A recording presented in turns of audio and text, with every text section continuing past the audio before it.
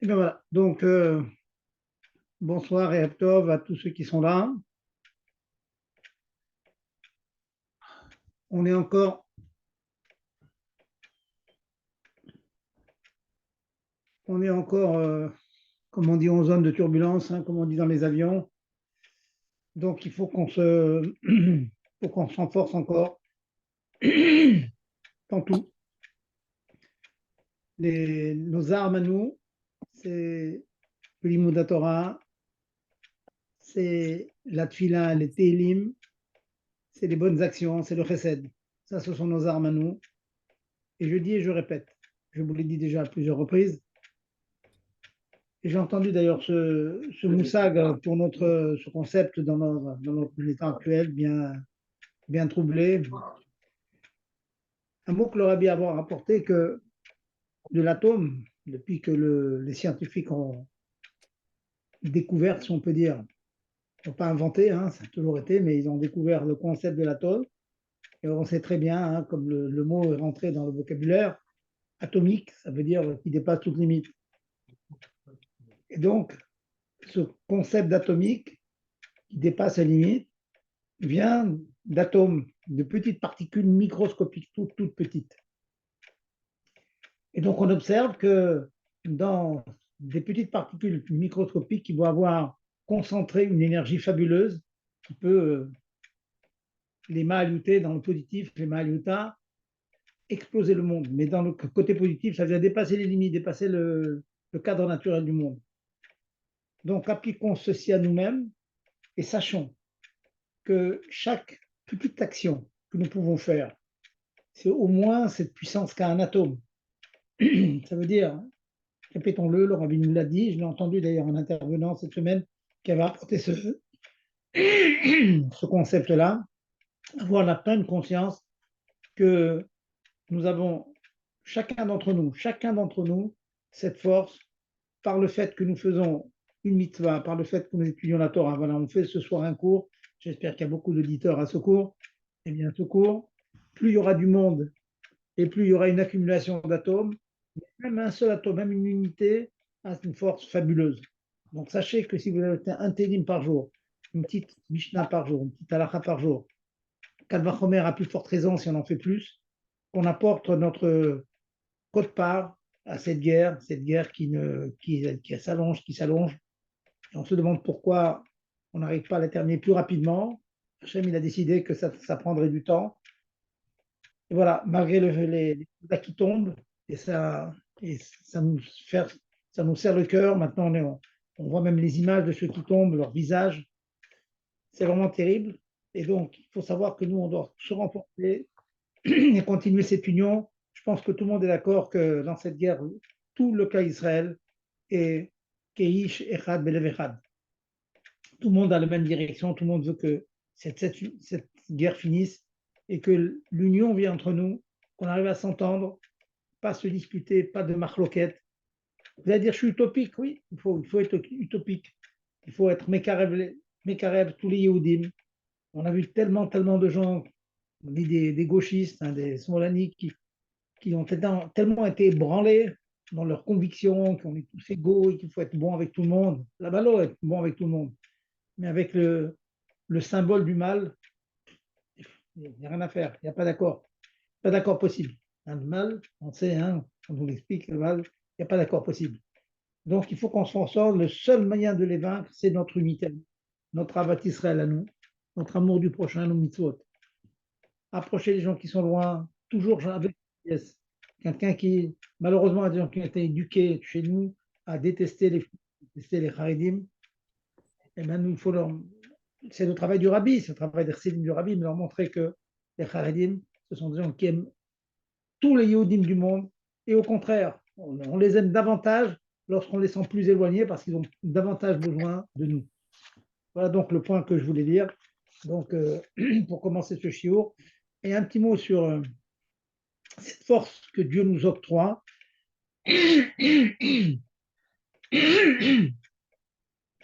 Hachem nous octroie une force particulière, on le voit dans Yehuda. Yehuda qui est pris au piège dans le début de la paracha, Vaïgash, il se permet de parler durement au pharaon. au second du pharaon à Yosef. Et il formule sa requête avec fermeté.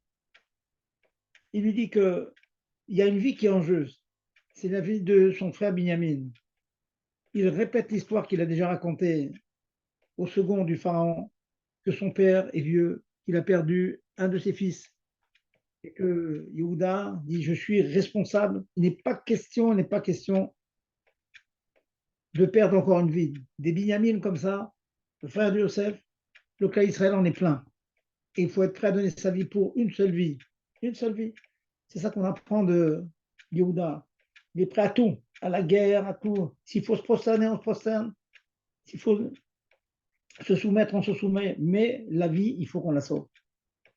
Et s'il faut faire la guerre, on est prêt à la guerre.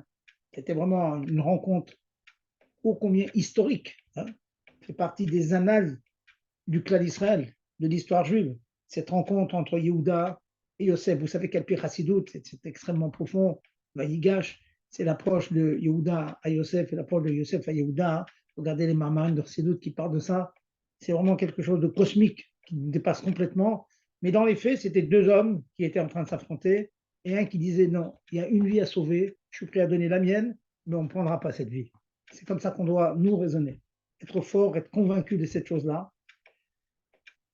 Bon, vous savez que j'ai été moi-même touché par le 7 octobre. Hein, c'est mon plus âgé, je peux dire, de petits-fils. Ben, il a raisonné comme ça. Il est allé sauver un blessé. Et malheureusement, il a été pris.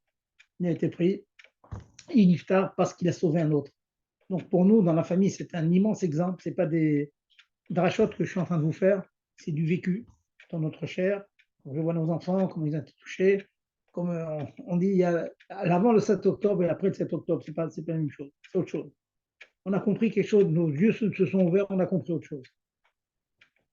La paix avec le monde qui veut notre mort, c'est pas possible.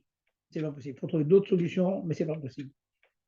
La seule solution pour nous, c'est de nous renforcer dans Torah Mitzvot. Et ça, c'est notre victoire. On aura victoire grâce à ça.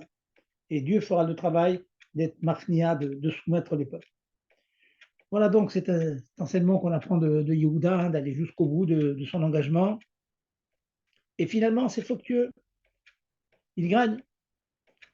Parce que finalement, Yosef est obligé, il a eu une telle force, une telle hargne dans cette lutte de sauver Binyamin, que finalement, il s'est découvert, il a dit qui il était.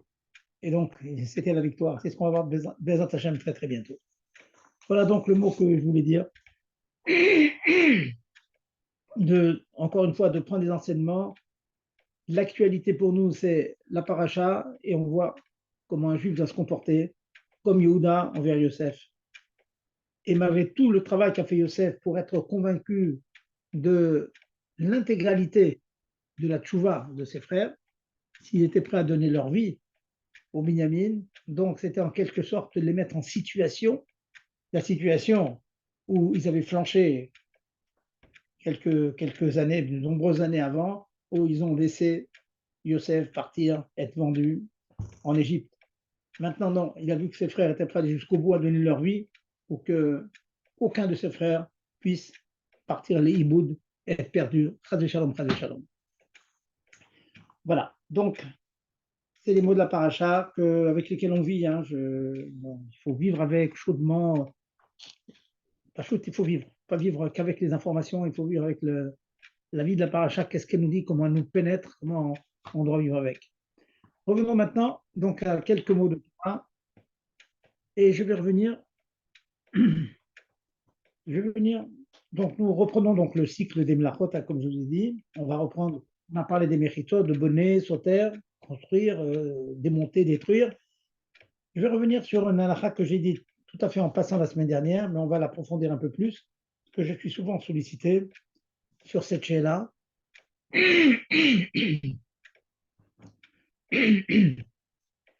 C'est le riouf des Nashim, des femmes, de Abdallah. Donc, je vais faire quand même une petite explication un peu approfondie sur cela.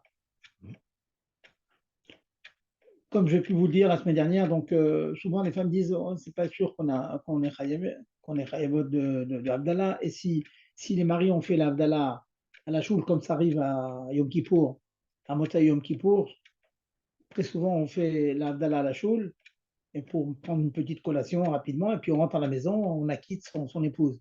C'est un problème, vous avez tous entendu que c'est un problème. Une fois que l'homme est quitte, il y a un problème d'acquitter sa femme. Pourquoi et comment? Voilà ce qu'on va tâcher d'expliquer rapidement avant de reprendre donc dans la chôte et les mlachot de Shabbat.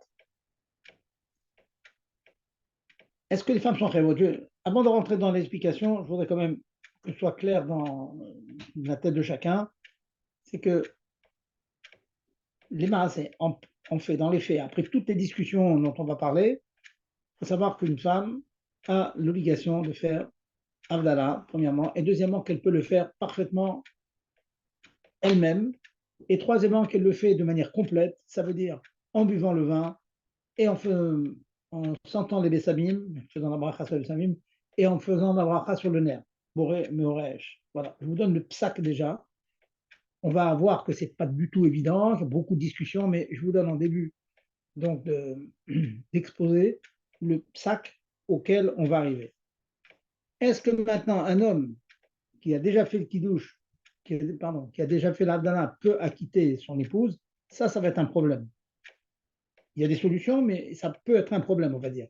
Mais en tout cas, qu'une isha, qu'une femme doit faire sa Abdallah, c'est certain qu'elle a l'obligation de la faire. Elle peut la faire pour elle-même, elle peut acquitter d'autres femmes aussi. Voilà donc le psaque. Maintenant, je vais un peu plus loin.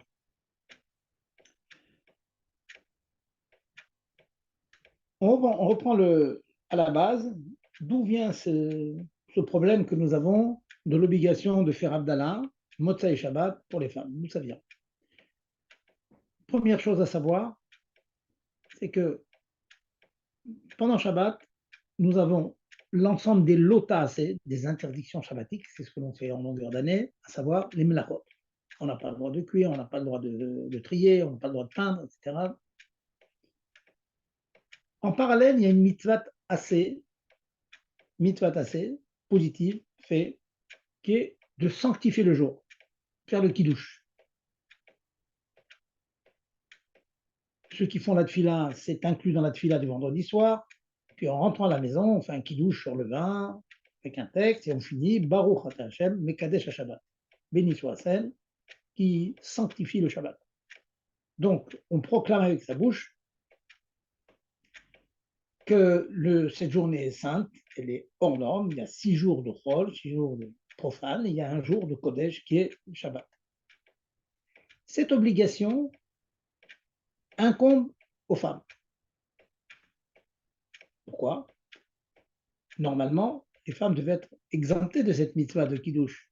Pourquoi? Parce que c'est une mitzvah positive, dire le Kiddush, faire la bracha, Baruch Hashem, avec le vin, bon, pour la majorité des poskim, avec le vin, c'est un hidour, on va dire, c'est que les Rachamim ont ajouté, c'est une mitzvah des Rabbanan. Pour certains, c'est même minatora de faire le Kiddush sur le vin.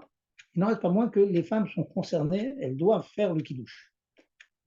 Les filles sont acquittées par leur papa, les femmes par leur mari, mais au cas où le mari, qui n'est pas d'homme à la maison, les femmes doivent faire kidouche. Et ça, c'est une obligation qui est incontestée, incontestable, sans du tout, sans marloquette, sans divergence d'opinion. Pourquoi? Tout simplement parce que la Torah a juxtaposé Shamor vezachor. Shamor, c'est fait attention, c'est les interdits.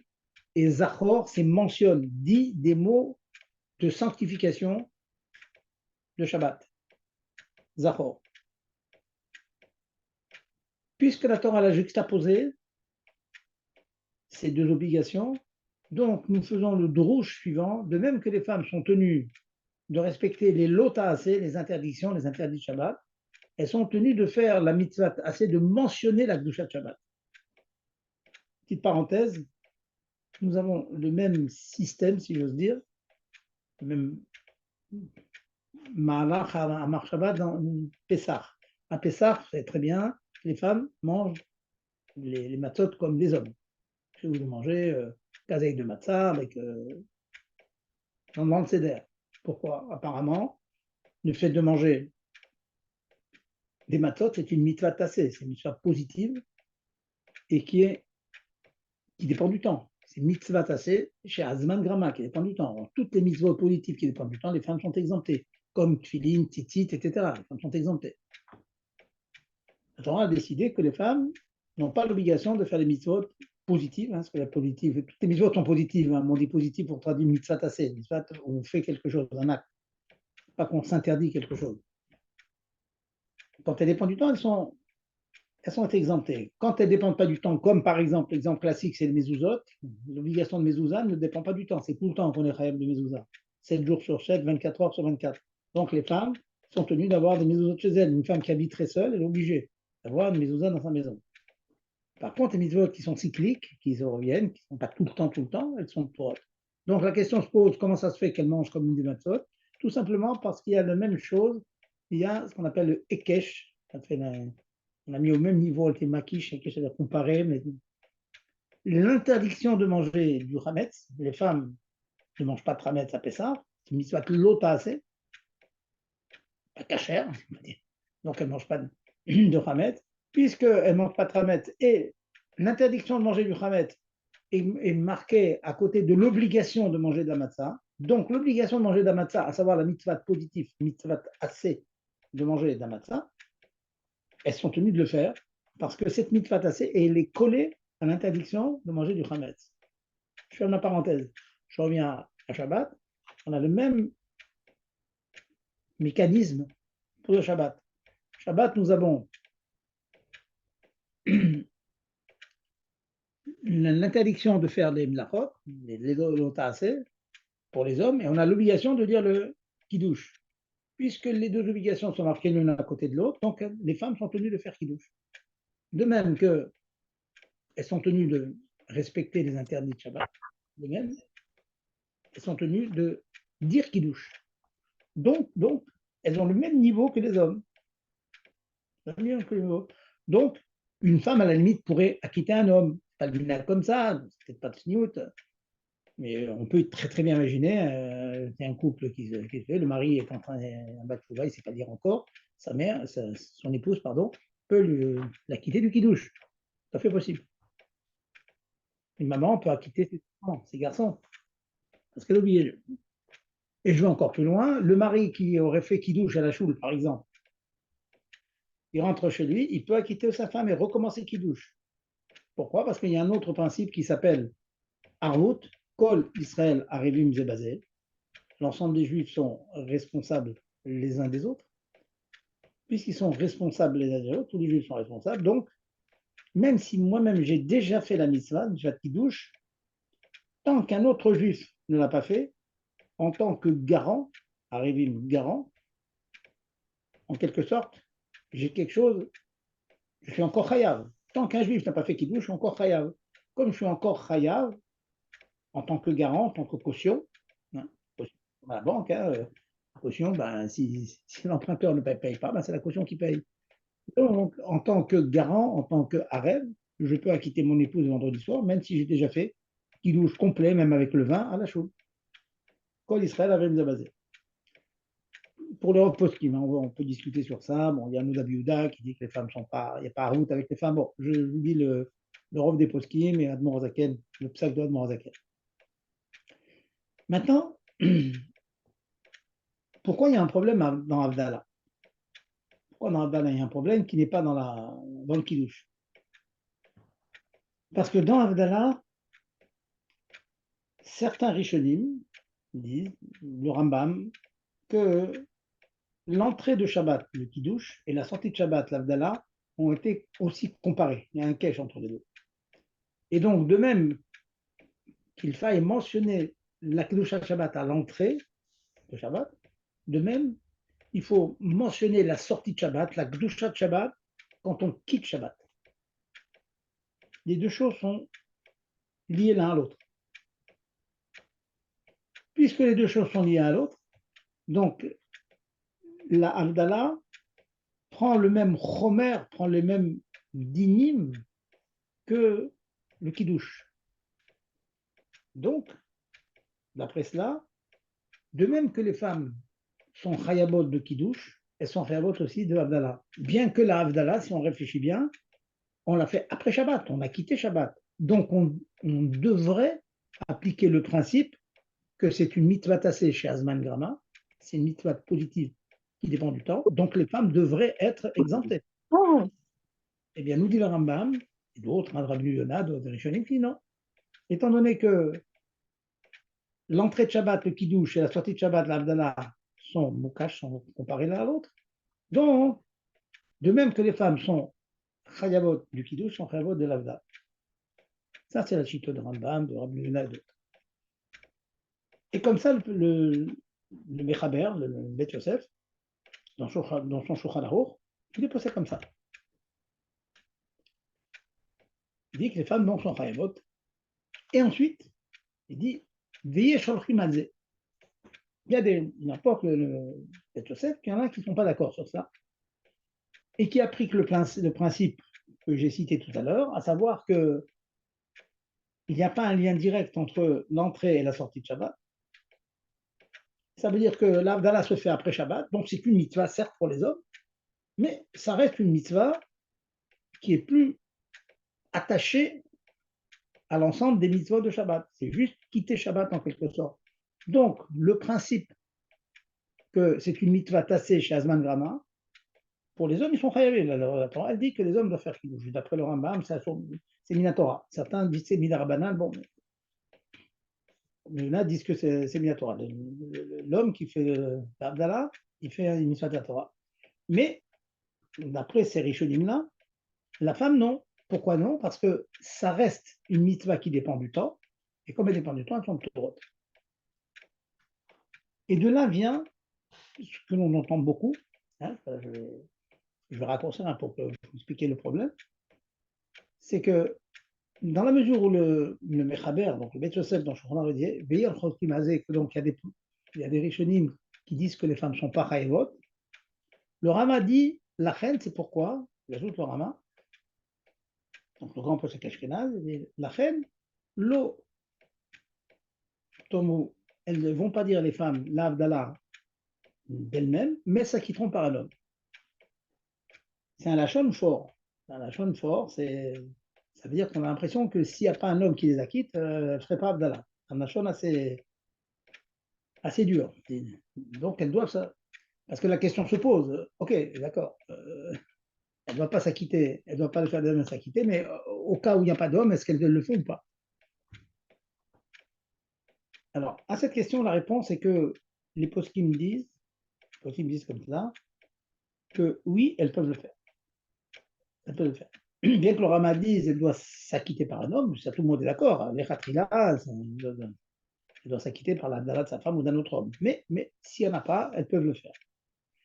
Il y a deux arguments pour expliquer ce fait. Le premier argument, c'est que la première chita qui est apportée dans le Mechaber, dans le Bet Yosef, la première chita, c'est que les femmes sont chayavot. Donc elles doivent le faire. Ah, il y a une deuxième chita qui dit que non. Et à cause de ça, le Rama dit qu'elles doivent se rendre quittes par un homme, elles ne font pas d'elles-mêmes. Mais de nombreux poskim, parmi le Bar, le Beit Hadash, qui est ramené par Saboura et d'autres, et pour nous par Morazaken, c'est que, donc comme je vous dis, pour le Bet Yosef, pour les Sfaradim, donc, normalement, il n'y a aucune raison qu'elle ne le fasse pas. D'ailleurs, j'ai vu que dans Yalkut Yosef, il dit que les femmes sont rien à vote, simplement, sans apporter pour le pipoul. Et même d'après le Rama, qui dit qu'elles doivent tout faire pour s'acquitter par un homme, nous avons la Chita, que vous connaissez tous, ce qu'on appelle la Chita de Rabbi Moutam dans les poskim, c'est que même une mitzvah dont les femmes sont pturotes, elles ont le reshoot de la faire et de faire la bracha dessus.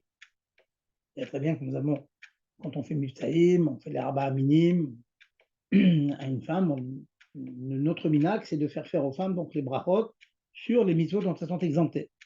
Pourquoi? Parce que tout simplement, même qu'elles n'ont pas l'obligation de le faire, mais elles ont un srout, elles ont un srar, elles ont un mérite de le faire. Puisqu'elles ont un mérite de le faire, et sur ce mérite, nous dit Rabbi Notam, elles peuvent faire la bracha. Bien qu'il y ait des questions là-dessus, parce que si elles font la bracha, elles disent Cher Kideshanu b'mitzvota vetzivanu, elles disent le mot vetzivanu, que Hachem nous a demandé. Or, Hachem ne leur a pas demandé. Donc, comment ça marche dans les mots? Bon, ils répondent que vetzivanu, en fait, elles sont mitkabnot, elles ont l'intention de dire que nous faisons parler du peuple juif, la Ouma, le peuple juif. Donc, vetzivanu, c'est-à-dire au peuple juif, dans son ensemble. Donc les mots, ce n'est pas un shaker, ce n'est pas un mensonge. Donc, je résume, bien que le Raman dise des mots forts, dire les femmes doivent tout faire pour, elles doivent s'acquitter par un homme, mais Mishabura Dmorazaken disent qu'elles peuvent quand même, s'il n'y a pas d'homme qui les acquitte, elles peuvent faire leur bracha elles-mêmes de l'Abdallah, ou bien parce qu'elles sont chayavot, ou bien même si elles ne sont pas chayavot de le faire, elles peuvent le faire comme elles font les brachot sur toutes les mitzvot dont elles sont exemptées. Donc, de deux choses l'une, de toute façon, elles peuvent le faire. Comme ça, c'est le psaque, les femmes qui n'ont pas un homme qui peut les acquitter, elles font l'Abdallah. La question qui se pose, c'est les bessamim. Les bessamim, il n'y a aucun problème qu'elles fassent les bessamim. Bessamim, c'est birkot anéanim. Elles sentent une bonne odeur. Elles peuvent toujours, dans la semaine, si elles ont envie de faire borémier bessamim sur des rof ou autre chose, c'est tout à fait leur loisir. Ils ont le loisir de faire une bracha. Birkot anéanim, il n'y a aucune raison de s'en priver. Le problème, c'est sur le nerf. Le nerf, alors il y a discussion sur le nerf. Est-ce qu'elles peuvent faire boré moresh? C'est l'occasion d'expliquer un peu qu'est-ce que c'est que cette bracha de boré moresh. Chacun sait que les bessamim, c'est pour être consoler en quelque sorte la neshama qui a perdu sa neshama yetera. On a une âme en plus pendant Shabbat, une âme en plus, et puis bon, on la perd, donc on sent, et le sentir, c'est rouhani, c'est un peu spirituel, et donc ça nous donne un chizouk de sentir. Mais le nerf, pourquoi est-ce qu'on fait le nerf? Le nerf, c'est souvenir, un zecher du fait que que la lumière, le or, a été créé à Motzei Shabbat. On fait en quelque sorte l'anniversaire de la création du or. Donc on le fait comme ça.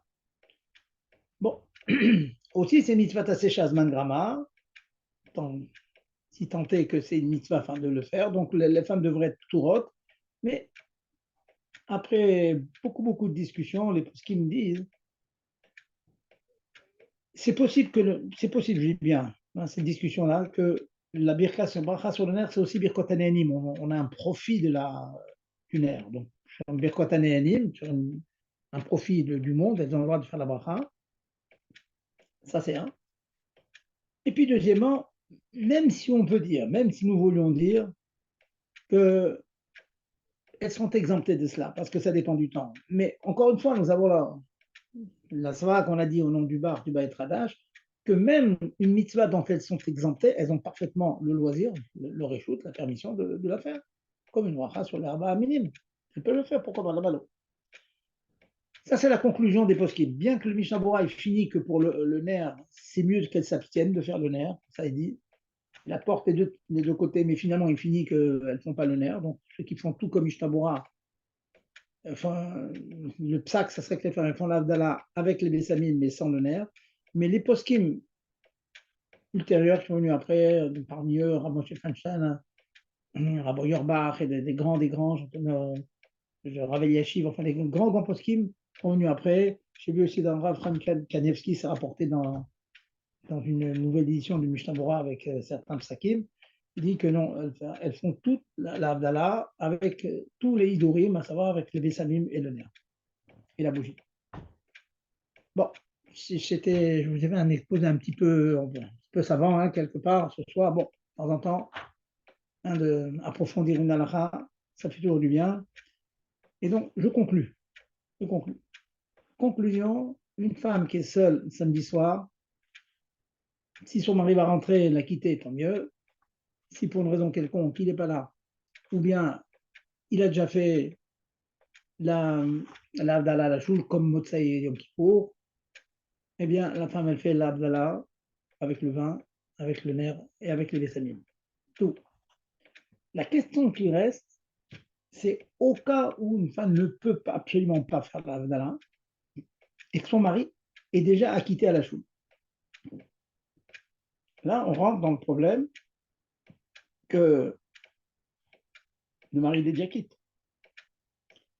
Et en étant quitte, je peux acquitter quelqu'un d'autre, midin arvout, comme j'ai expliqué tout à l'heure, chacun est caution de l'autre, dans la mesure où l'autre, il a le chiyuv, comme moi. Moi, j'ai le chiyuv de kidouche, par exemple.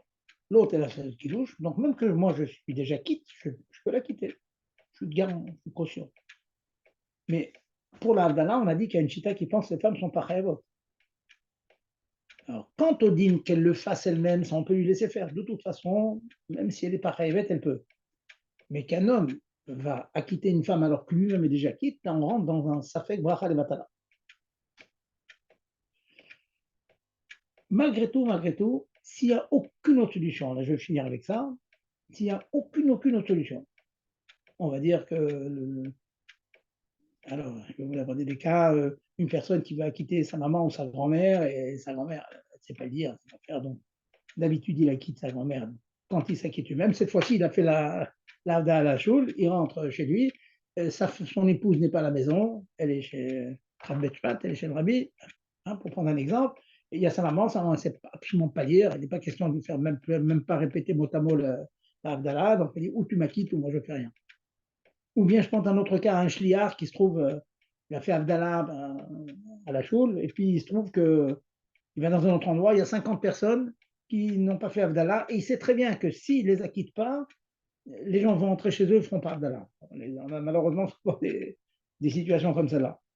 Ça s'appelle Shata d'Achagadol. Shata d'Achagadol, le shliach qui quitte déjà de sa Avdallah, il l'a fait déjà, chez lui par exemple, il a quitté sa femme, puis il se retrouve à son Betrabad et il y a 50 personnes parmi lesquels un grand nombre ne fera pas Abdallah. On le sait très bien, s'il n'y a pas un qui se lève et qui acquitte tout le monde, dans ce cas-là, il pourra s'appuyer sur des possibles qui disent que, effectivement, la femme est chayavet exactement comme les hommes, au même niveau que les hommes.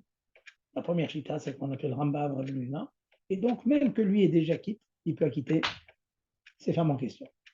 Voilà. J'espère que j'ai été clair. Alors, j'écoute vos questions. Je vais vous comprendre si vous avez bien suivi dans mon raisonnement. Allez-y. Je vous écoute. Bonsoir, Rav.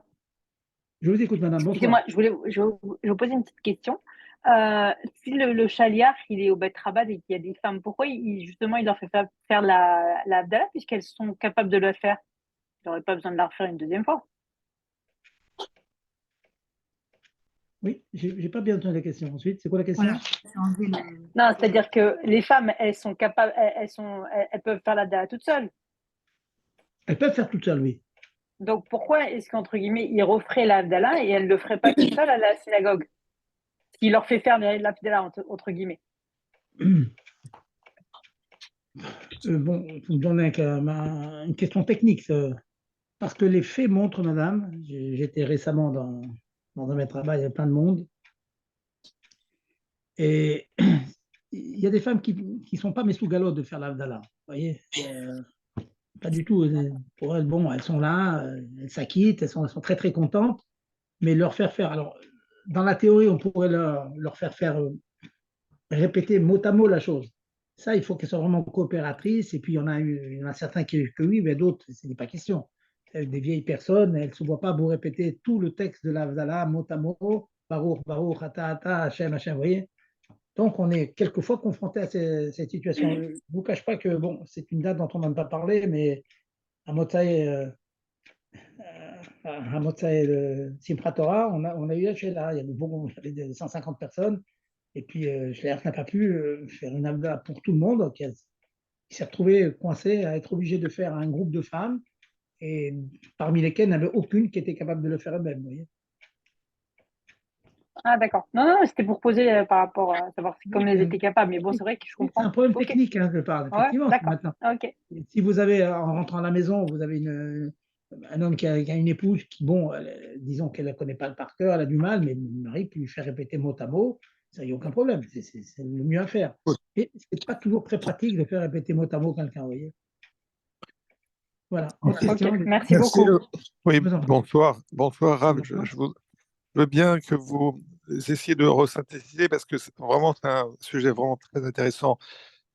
Mitzvah positif chez Azman Grama. Je n'ai pas trop compris pourquoi il peut y avoir dérogation. Comment, par exemple, il y a dérogation pour Pessah, parce que c'est lié au fait de ne pas manger de matzah. Donc là, le fait, oui, elles ont, même si c'est une mitzvah tassée chez Azman Grama, ça rentre dans la catégorie que oui, il faut qu'elles le fassent. Je n'ai pas trop compris, est-ce que c'est par rapport au fait que le Motsei Shabbat, c'est Mesougal pour la Géoula, et qu'elles peuvent en effet faire la mitzvah Assécha Azman Grama. Et puis dans la foulée, je veux bien aussi une explication sur le fait, par exemple, pour le loulav, oui ou non, est-ce que c'est bien qu'elle fasse la bracha sur cette mitzvah assez chez Azman Grama? Bon, vous demandez, c'est bien. Je ne suis pas là pour porter un jugement de valeur. Je pense pour là vous dire ce qui est marqué dans les poskim. Quand une femme est exemptée d'une mitzvah, mais qu'elle veut quand même la faire. Alors, il y a une marloquette dans la Gemara, s'appelle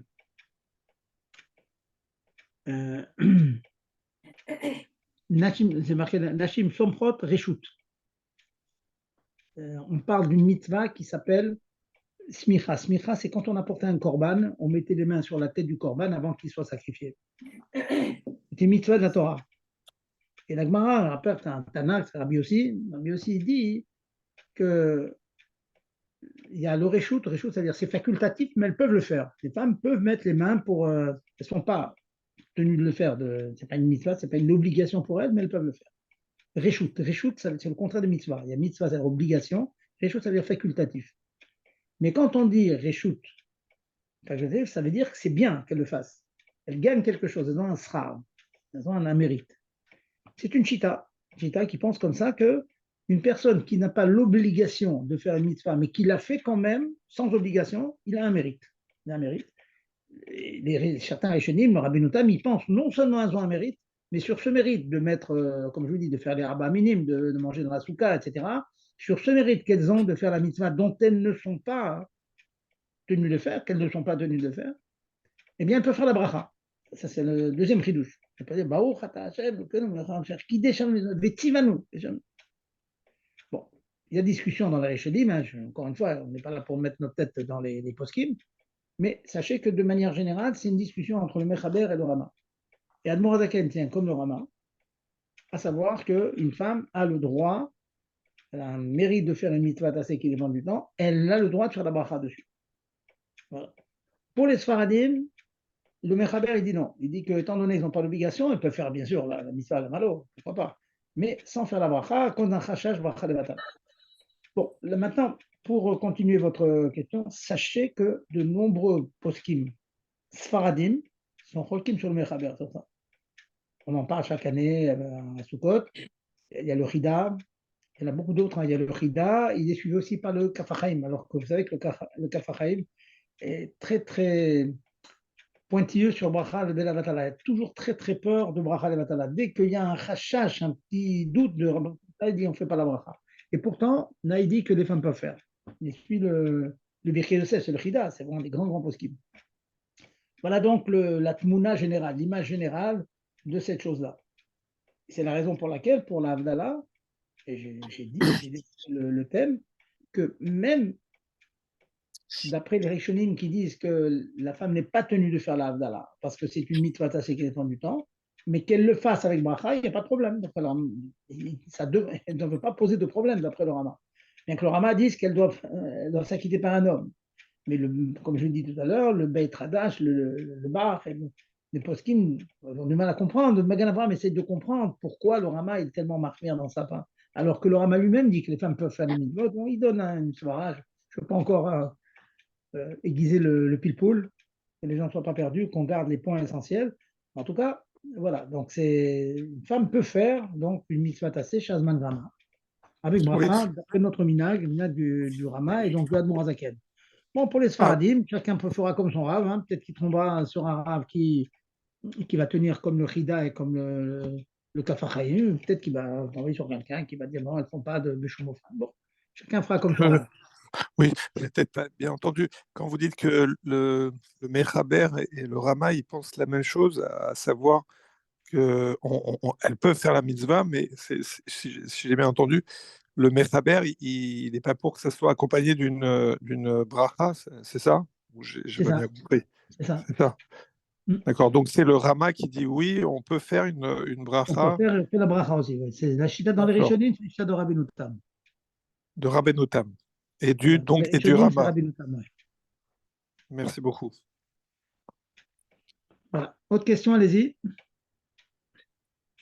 Et donc, pour préciser ma première question, est-ce que les décisions de nos maîtres, comme ça, est-ce qu'ils se sont fiés aussi sur le critère que lorsqu'elles ont une part dans la Géoula, ça change la règle? Ou est-ce que c'est une règle immuable? Est-ce qu'il y a est-ce que ça veut dire qu'il y a des dérogations ou ça veut dire qu'il y a l'esprit de la loi, que si, oui, elles ont une part dans la Géoula, ce qui est le cas par rapport à justement les Soukhot, c'est après la Géoula, et bien sûr Pessah avant la Géoula. Ça, je vous dis, il n'y a pas de marloquette. Je vous garantis.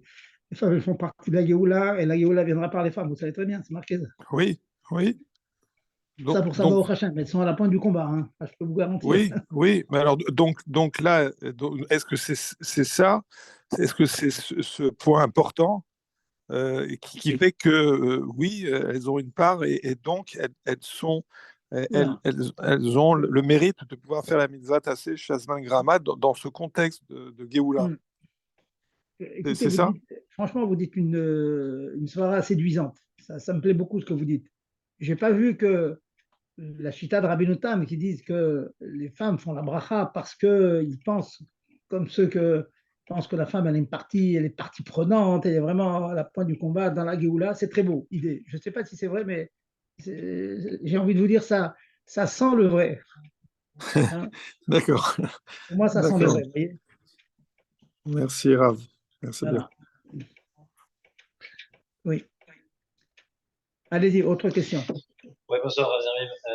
C'est Oui. juste pour être sûr d'avoir bien compris. Du coup, Approchez-vous du micro parce que j'entends, je ne sais pas pourquoi le son n'est pas très bon. Allez-y.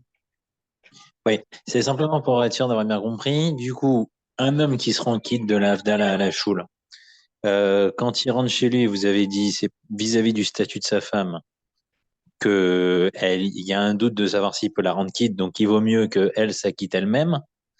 Mais si jamais il rentre chez lui et qu'il y a des enfants, bar mitzvah, ou d'autres hommes qui ont besoin d'être acquittés, du coup, il peut les acquitter, même s'il a lui-même fait l'Avdallah et acquitté sa femme au passage. Exactement, Razak. Très très bonne remarque. Effectivement, il a le droit de faire l'Avdallah pour quelqu'un qui est prêt pour un homme dans la maison. Et là, il a le droit de le faire tout simplement parce qu'il y a comme on a expliqué, c'est le digne de Arvout, Kol Israël Arevim Zebazé, puisque je suis Arev de tous les garçons, j'ai le droit de refaire l'Avdallah pour lui. Et en faisant cette Avdallah pour lui, eh ben, j'acquitte mon épouse et je ne rentre pas dans la marloquette, est-ce que les femmes sont frères ou tout pas. De toute façon, je le fais pour un homme, donc j'ai le droit, et la femme, je l'acquitte. C'est en général ce qu'on fait. En général, une personne, le chaliar qui est obligé de faire pour tous les gens qui sont au Betrabad et tout, qui est obligé de faire l'Avdallah, il s'arrange, il demande à son fils, par exemple, il dit, bon, écoute, ne t'acquitte pas, comme ça je te rendrai quitte à la maison, je rendrai quitte maman aussi par la même occasion. D'accord, très clair. Et alors, vous avez parlé aussi du nerf en disant que, a priori, du coup, notre chita, même si j'ai compris qu'il y en a qui pensaient autrement, c'est qu'une femme qui fait l'Avdallah pour elle-même, elle fait la bracha sur le nerf et donc elle doit aussi présenter les doigts, les 4 doigts comme un homme. Ça, c'est une autre question. Tout ce dont je n'ai pas parlé de mettre les doigts devant la bougie pour faire comme si on était né. Ce dont j'ai parlé, c'est l'obligation d'allumer. Maintenant, Juste de votre l'allumer et de faire la bracha, et elle fait la bracha quand même. Si le fait maintenant qu'elle allume, elle a l'obligation de mettre les ongles à côté de la bougie, ça c'est tout à fait une autre question. Certains disent que oui, certains disent que non. Donc chacun, vous ferez le mina que vous avez l'habitude à la maison. Il y a beaucoup de familles où les femmes sont macpides de pas, quand le mari allume la bougie, de ne pas approcher ses ongles. Dans d'autres familles, il n'y a aucun problème, elles approchent les ongles. Donc c'est même un autre ignat, c'est un autre sujet. Donc si elle a l'habitude, quand son mari fait, d'approcher les ongles, elle le fera quand elle allumera elle-même son air, sa bougie. Si elle n'a pas l'habitude de le faire quand son mari allume, elle ne le fera pas non plus quand c'est elle qui allume le nerf. Et malgré tout, dans ce cas-là où elle ne présente pas les doigts, elle a quand même, elle suit le seder classique de l'Avdallah, elle fait la bracha sur les bessamim, et donc elle fait Boré Moresh sans mettre les doigts, juste en regardant la bougie, c'est ça? Exactement. Bah, n'oubliez pas que cette mitzvah-là, c'est juste un souvenir, c'est un shevar qu'on fait à Hachem. On dit merci Hachem d'avoir créé la lumière. Au contraire, et je vous dis, je vais ajouter un point intéressant, c'est que le Roche dit que ce n'est pas Birkot Hanehenim, le Roche, Benoît Roche. C'est pas Birkot Hanehenim parce qu'il dit que si c'était Birkot Hanehenim, c'est-à-dire bracha de profit, alors il faudrait qu'à chaque fois qu'on craque une allumette, qu'on allume un feu, qu'on fasse un bracha. Et donc il apporte une preuve, c'est pas Birkot Hanehenim. Donc ça devient un Birkat Mitzvot ou bien un Birkat Sheva, une louange à Hachem. Certains répondent à cette Tana, à cet argument du Roche. Il dit mais non, on peut très bien dire c'est Birkot Hanehenim. Et donc, puisque Birkot Hanehenim, aucun problème que la fasse à bracha sur le nerf. Ah, question, c'est que pourquoi elles ne font pas à chaque fois? Pourquoi est-ce qu'on ne fait pas la bracha de Moradesh à chaque fois qu'on allume un feu, chaque fois qu'elle va cuire un ragoût, va faire à manger à ses enfants, elle allume le feu, donc elle doit faire la bracha. Ils répondent que non, les chachamim ont émetaken, ont institué que cette mitzvah de remercier Hachem d'avoir créé la lumière, on le fait une fois par semaine. On le fait le jour où Hachem a créé la lumière, à savoir Motzai et Shabbat. Mais il n'y a pas d'obligation le reste de la semaine, bien que le reste de la semaine aussi, il y a une alarme. Bien sûr qu'on a une alarme, on a un profit d'allumer le feu. Mais Chachamim ont un métaken seulement que le samedi soir. Donc là, c'est un argument de plus. Bon, je ne voulais pas tout vous dire, hein, c'est un grand arichout sur une d'obligation de la part. Effectivement, c'est un des arguments du psaque définitif que je vous ai apporté tout à l'heure, à savoir que les permettre d'allume. Pourquoi? Parce que beaucoup pensent que si Birkot Hanehenim, comme les Bessamim, Birkot Hanehenim, c'est-à-dire Birkat Ana, un profit, elle a un profit du feu, donc elle fait la bracha. Il n'y a aucun problème de bracha le matin. Autre question.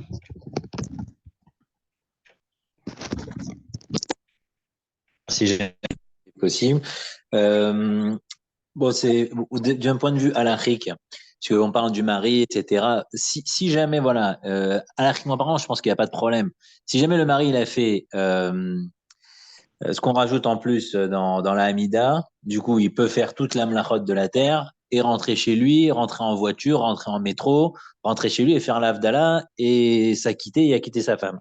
Maintenant, je vous pose la question, est-ce qu'il y a une notion que c'est mieux, avant de faire des mlachot, de s'acquitter de l'Havdalah? Ou est-ce que dans l'Avdavka, dès qu'on a dit voilà, ce qu'il faut rajouter dans l'Havdalah Motzei Shabbat, et ben, on peut ne pas se priver de faire de mlachot? Ou est-ce qu'il y a une idée comme ça que bah, c'est quand même mieux? Moi, j'ai entendu que le rabbi, il n'utilisait pas le micro tant qu'il n'avait pas fait l'Havdalah. Je sais pas. Est-ce que H4... Là, honnête. Hein? J'ai envie de vous dire Mistavra Milta. C'est mistaber de dire, bon, on le fait, hein, des fois allumer, des fois la lumière, on dit, on prend la voiture, comme dit, on dit Baruch Hamavdil.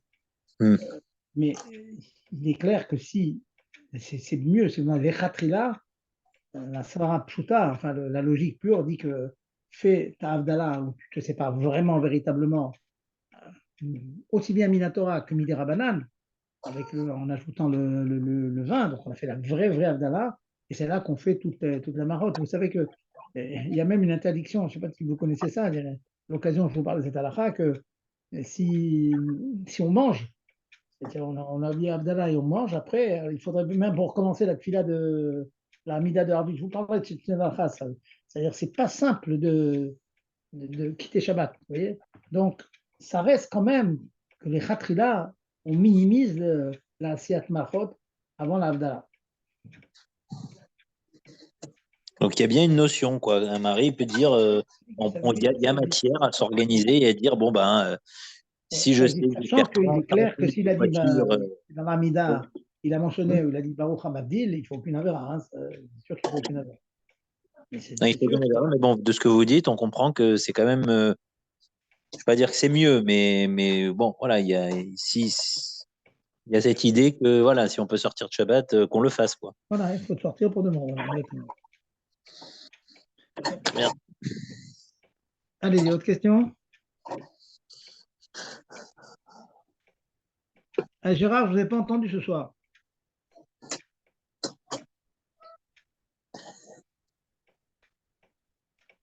Pas d'autres questions?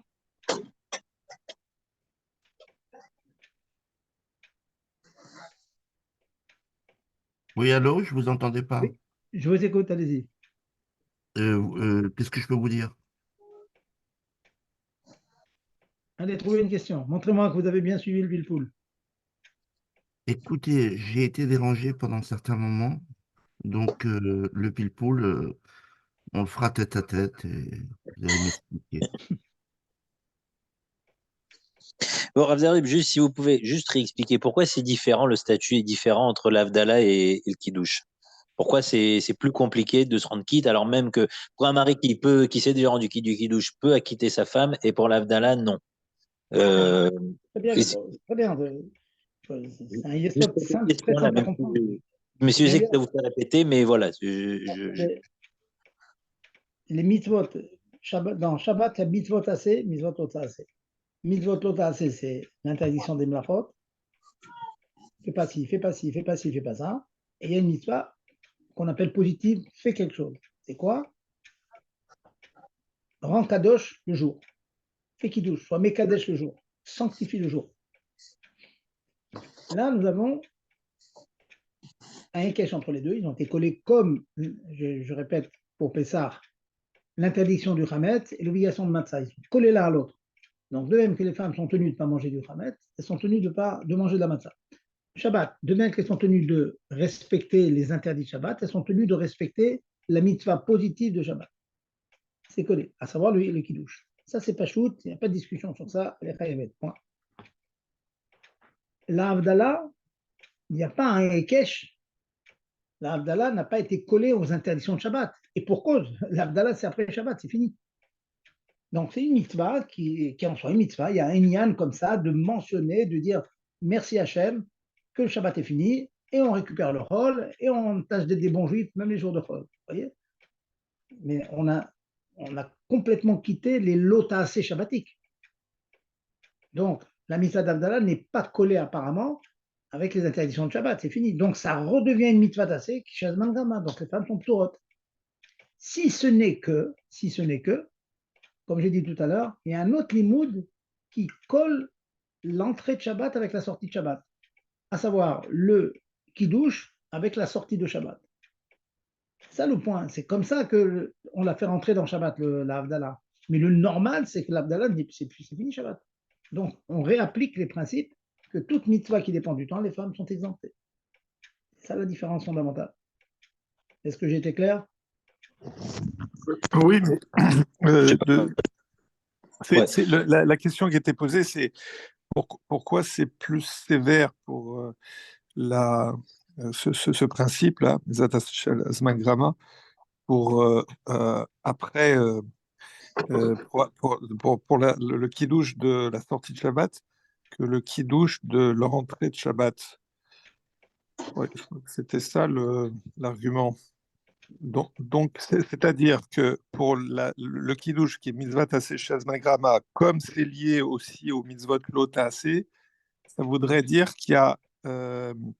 il y aurait moins de problèmes que la femme fasse oui le kiddush. C'est ça? C'est plus que ça. C'est pas qu'il y a moins de problèmes. C'est que la Torah, puisque Shamor Vezachor, Bedibou on a dit ensemble, la Torah, elle dit aux femmes, sache que la mitzvah de kiddush, elle dépend du temps, mais je te rends chayavet. Hachem, il déclare comme ça. De même, je t'oblige à respecter les 39 melachot, je t'oblige à faire la mitzvah tassée de Kiddush, malgré le fait que je vais contre les principes généraux de la Torah, à savoir qu'une mitzvah tassée qui dépend du temps, les femmes sont p'turotes. Je fais une exception. D'accord. Coller les deux. Mais cette exception n'a pas été dite pour la Havdalah. La Havdalah, c'est comme les tefilines, c'est comme tzitzit et tout. Ça dépend du temps. Donc les femmes devraient être p'turotes. Si ce n'est que, comme j'ai expliqué tout à l'heure, qu'il y a un autre limoud d'après certains Rishonim, le Rambam et d'autres, qui colle l'entrée de Shabbat avec la sortie. Donc la sortie de Shabbat redevient un petit peu comme le kiddush. Ça, c'est la chaîne du Rambam, mais qui fait que les femmes sont chayavot.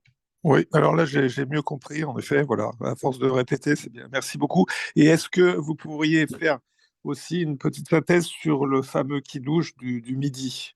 Alors celui-ci, est-ce que c'est moins sévère et qu'il y a plus de possibilités que la... Est-ce que c'est considéré comme là aussi une mitzvah, le kiddush du midi, pour la femme ou pour l'homme? J'ai pas bien compris votre question. Oui, alors bon, là j'ai compris là maintenant pour celui du vendredi soir et celui du samedi soir. Mais est-ce que vous pourriez faire une synthèse pour le kidouche du midi, après Moussaf? Ah, du midi, j'ai entendu du midi, oui. Écoutez, le kidouche du midi, on l'appelle kidouche. Enfin, mais si vous regardez bien, il n'y a aucune bracha dedans. À aucun moment on dit Baruch Ata Hashem et Kadesh Shabbat. Jamais on dit Baruch Ata Hashem dans le kidouche du midi. Si ce n'est que pour le vin, c'est tout. On dit Im Tashiv Shabbat Avecha Tzod Rozalem Kochi. On dit beaucoup de psukim qui nous rapportent la gloucha de Shabbat. Et puis, on sanctifie le deuxième repas de Shabbat sur un verre de vin. Mais ce n'est pas un véritable kidouche qu'on appelle kidouche, ça veut dire être Mekadesh le Yom. On donne de la chashivut, on est marchiv le deuxième repas de Shabbat. Vous voyez? D'accord. C'est pas qui est collé au jour de Shabbat. Vous voyez? C'est collé plus au repas de Shabbat qu'au jour de Shabbat. Vous voyez? Donc mais c'est quand même un kidouche. Ça veut dire qu'on peut acquitter quelqu'un d'autre. On peut acquitter quelqu'un. C'est une mitzvah. Donc, à la limite, une personne qui aurait fini son kidouche, qui pourrait le refaire à une autre personne et redire Boré Péré à Geffen, et que lui-même ne boira pas de ce Geffen. C'est celui qui s'acquitte de lui qui boira le vin. Pourquoi? Parce que ce verre de vin-là, ce n'est pas un verre de vin seulement de Birkot Hanehenim, qu'on a une ana de ça, c'est Birkot HaMitzvot, c'est une mitzvah. Donc on peut acquitter quelqu'un d'autre, même si soi-même, on ne le boit pas. Je vous donne, en tant que rave, je vous apporte quelque chose qui étonne souvent les gens. Le minak chez Chabad, quand je suis Messader Kiddushin, je marie des gens, le rave qui est Messader Kiddushin, il fait boire par Geffen, il ne boit pas le vin. C'est Khatan Dekada qui boivent le vin. Alors je me demande, mais comment vous ne buvez pas? Il y en a certains de Rabbanim qui goûtent un peu le vin. Oui, certes. Mais le minak chez Chabad, c'est que le rave ne goûte pas le vin. Mais comment c'est possible? Est-ce que je pourrais faire Boré Adama sur une banane et moi, je ne mange pas la banane, quelqu'un d'autre le mange? Ça n'existe pas. C'est sûr que non. Si je peux acquitter quelqu'un d'autre, si moi-même je goûte la banane. Mais si je ne la goûte pas, c'est bracha levatala. Mais, en l'occurrence, pour le vin sous la roupa, quand on fait les hirosin, birkata hirosin, c'est une mitzvah. Le vin devient une mitzvah. Comme c'est une mitzvah, donc je peux faire la bracha dessus sans en goûter. On passe de birkot hanehenim à birkat mitzvot. Et dans les mitzvot, je peux acquitter quelqu'un d'autre parce que je suis acharaï pour lui. Je suis garant, je suis caution. Et alors, si c'est une birkat à mitzvot, c'est une mitzvah midoraita ou midérabanan? Mais où est-ce que je suis acharaï même sur les mitzvot des rabanan. Alors, attendez. Est-ce que, bon, mon épouse, elle me demande, est-ce qu'on aurait le droit de manger sans faire d'abord le kidouche du Geffen, là, du midi? Est-ce que vous avez de quoi faire? C'est là qu'elle me demande, à ce moment-là, est-ce qu'elle peut manger le matin, même si elle n'a pas fait le kidouche du midi? Là, vous changez de sujet là. Changez de sujet. Oui. Je vais vous répondre. Bon, vous avez certainement entendu, on va finir avec cette question. C'est des questions très intéressantes. On pourrait faire tout un chiour sur le kidouche. Il y a, dans beaucoup de keilot, la femme qui à la maison mange le matin, elle fait kidouche avant. Bon, si maintenant elle a fait sa tefila à la maison, il n'y a aucun problème. Elle fait kidouche après la tefila. Mais certaines, bon, elles ne font pas la tefila, mais elles ne doivent quand même pas manger sans faire kidouche. Alors que nous, chez Chabad, on a l'habitude de manger même sans faire kidouche. Chez nos épouses, elles mangent sans faire kidouche. Sur ça, il y a un psak de Rav Moshe Feinstein. Écoutez bien ce point-là. Rav Moshe Feinstein dit la chose suivante. Il dit que le chiouf de kidouche d'une femme est alloué dans son mari. Vous voyez? Donc, théoriquement, elle n'a pas d'obligation de faire kidouche tant que son mari ne revient pas de la choule. Comme elle n'a pas l'obligation de kidouche, tant que son mari n'est pas là, donc elle a le droit de manger. C'est ça un psak de Rav Moshe Feinstein. C'est très intéressant. Et magnifique. On mange pour d'autres raisons, pour avoir des corottes pour prier, etc. C'est comme ça qui dit la femme n'a pas le chinouk de kidouche tant que le mari n'est pas rentré. Elle est fait par rapport au mari. Et donc, elle peut parfaitement manger sans faire kidouche. Bon, maintenant, celle qui peut faire kidouche, la malo. De toute façon, c'est à Geffen, boire du vin, pourquoi pas. elle peut le faire. Très bien, Voilà, on va boucler. très bien. Merci beaucoup. Merci. Alors alors, voilà, je vais tâcher de alors, reprendre tout ça. Hein, c'est, de toute façon, c'est Rav enregistré. Zerbib, Hein, vous verrez. Rav Zerbib, Oui, donc si j'ai bien compris, nous qui faisons le kidouche le midi à la choule, du fait du kidouche, bon, du Fabringen, etc. Bon, euh, quand la femme n'a pas besoin de faire le kidouche, elle peut manger, et que lorsque elle peut manger, elle n'a pas besoin de. tant que le mari n'a pas fait kidouche, hein, bien sûr. Mais si Ah, la c'est femme tant est que à le la mari. maison, elle sait qu'à 1 heure de l'après-midi, le mari fait, au Fabringen, il fait kidouche, elle doit faire son kidouche. Mais Ah, maintenant, d'accord. l'obligation, elle n'a plus la permission de manger sans kidouche, puisque son mari Ah, a déjà fait le d'accord. kidouche maintenant. Ah, ok, ok. Très bien. Voilà. Merci. Alors, Tov à tout le monde. C'est bien, bonjour, Baruch Hashem, ça vous intéresse ces sujets. Bon, j'avais prévu d'en dire un peu plus dans les mlachot, mais bon, je vois que c'est un sujet de façon très intéressant hein, et qui réveille beaucoup de choses. Hein, et puis, n'oubliez pas, hein, faire de la Torah Beiyun, hein, approfondir certains sujets, ça décape et ça donne envie de continuer, de comprendre des choses plus profondément, d'être Oui, plus Medagdek Bamitzvot. N'oubliez pas, hein, Hachem, il veut qu'on soit Medagdek Bamitzvot, qu'on fait ça vraiment avec Digdo, qu'on fait des choses bien. Et Bezat Hachem, hein, comme j'ai dit tout à l'heure, faire bien une mitzvah, c'est au moins un petit atome, et un atome peut faire une bombe atomique. s'il vous plaît, vraiment très rapidement, c'est quoi le terme du psaque de Moshe Feinstein sur le fait qu'elle est dépendante de son mari? Comment c'est dit? Il dit que la femme, elle est battelle par rapport à son mari. Ah, c'est Donc, le terme, c'est l'obligation de Batel. kidouche, quand le mari, il a fini sa tfila, et donc tant que son mari n'a pas l'obligation de kidouche, elle n'a pas non plus l'obligation de kidouche. Le terme, c'est Batel. Elle peut manger sans kidouche, tant que le mari n'est pas rentré.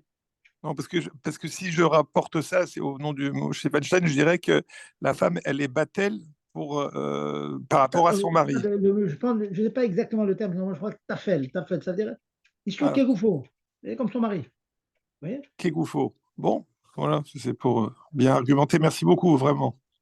Allez, je vous en prie, Koltouv, et répétez tout ça, reprenez l'enregistrement et répétez. Chazorba ve Chazorba qui coule là-bas.